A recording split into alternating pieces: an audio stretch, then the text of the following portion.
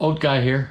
So today we're going to talk about flare wrenches versus open end wrenches. Something that's driving me crazy is watching people on YouTube work on their brakes, and they're working on their brake lines, changing them out, taking off the calipers, replacing the caliper, but they keep using open end wrenches.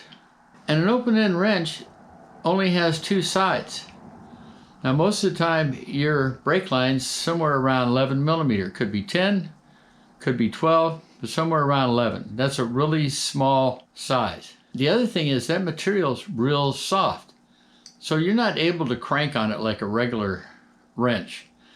And you use an open end wrench and it's going to slip. And if it slips, it rounds it off. And then it's really hard to get out. And you're going to be replacing a hard line, which is not easy to do sometimes. Or you're going to be replacing the hose too. We're going to talk about flare wrenches and how they work better than open end wrenches on brake lines. It's not also just brake lines. You could have fuel lines, you could have any kind of, maybe you've got a fastener that you can't get a closed end wrench on, but you need to get in there. A flare wrench works for that too. And we're going to show a fuel line also. So you have a flare wrench, and you can see that you'd prefer to use a closed end wrench end when you're undoing a fastener or a fitting. But unfortunately, you can't get by the hose. Now, if you compare that to the open end, just has two sides on it, whereas the flare wrench contacts 5 sides, almost 6. But when you want to do a fitting, this end here, you slide it over the hose, grab it, then you take the other one and you slide it on. You can get over the hose or the pipe and you can undo it. Now if you were just using an open end where it only contacts 2 sides of this, if this is really tight, when you go to turn it, you could round off this head, and you don't want to do that because it's really a pain.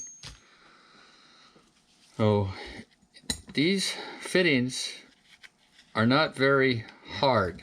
They're a loose made metal and they're easy to round off. Now sometimes if you need a little extra stiffness, you can get a flare socket, I think it's called, and you just slide it up the hose like you would that, and then you can get more torque out of it. And you can actually do it to both sides. The other thing is your brake nipple. The same one that fits here usually fits here, and you can undo this too. You have a hose on there if you're bleeding, and you can slip this right over the hose, tighten it, loosen it, tighten it, loosen it, and you're good to go.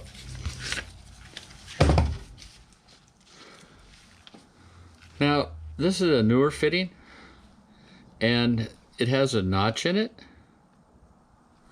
that it slides into, and actually it has a little ring here that holds it on. And you can do the same thing with it. Both flare wrenches again, and you're good to go. Up next, I was going to show you a difference here. This here is a fuel line. And again, you don't want to use an open end if you can help it. You want to use a flare wrench because it gives more grabbing power. This one here has 2 different fittings on it. This one here, it's rounded, so you can't put a wrench on that end. There's a little notch that this fits into. So all you're going to be able to do is put the flare wrench on one side. The other end, this end here, actually has a nut part on it. Now this one here is not 17 like the other one is, it's a 14. So you slide the wrench on there, which holds it, and you're good to go. Anyway, it drives me crazy when I see people using open-end wrenches on their brake lines. It's just an accident waiting to happen, and if you want to replace a brake line and a hose, keep using them. In other words, just use flare wrenches. What we have here is a couple of tie rods. This is a front one.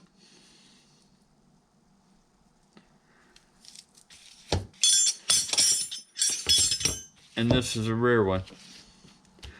Now, I like to use a flare wrench here also. This is just a couple of other examples. You can get a flare wrench in here and you can break loose these locking nuts on both sides. And then you can adjust your tie rod. Of course, this is a lot easier when it's held in the car at both ends. But after you get these loose, you can adjust it. The center and the arm moves in and out. And this allows you to adjust your toe in and toe out.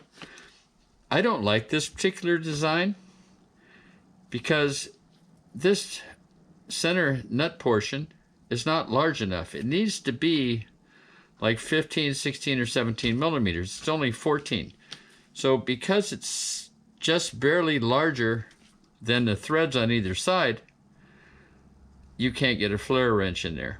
So when you go to the alignment shop after you put one of these in and you get a monkey wrench guy, you need to make sure that he's not using all this crap, okay? If you go to an alignment shop and somebody pulls out these kind of tools to work on your alignment, tell them to put the car down on the ground and drive somewhere else.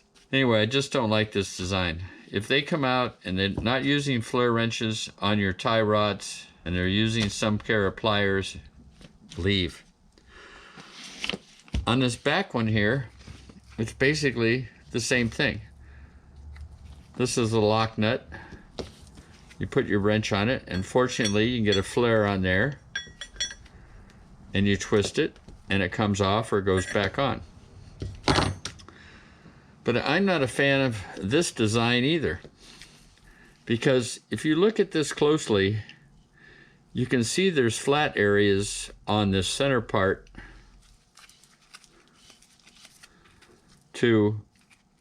that your wrench fits on. But the area between those flat spots is rounded. This is not very good because that increases the possibility of rounding that portion off. I realize why they did this, because underneath this boot, it's rounded. But out here, they should have had more of a nut portion. Otherwise, using a 19 millimeter, and you're holding one side, you're putting on the other side to break it loose, and that's fine. But if you're in a really rusty area, northeast of the United States or Canada, it's really easy to round this off, and then you're using vise grips, which I hate. Anyway, this is what I do. You don't have to, okay?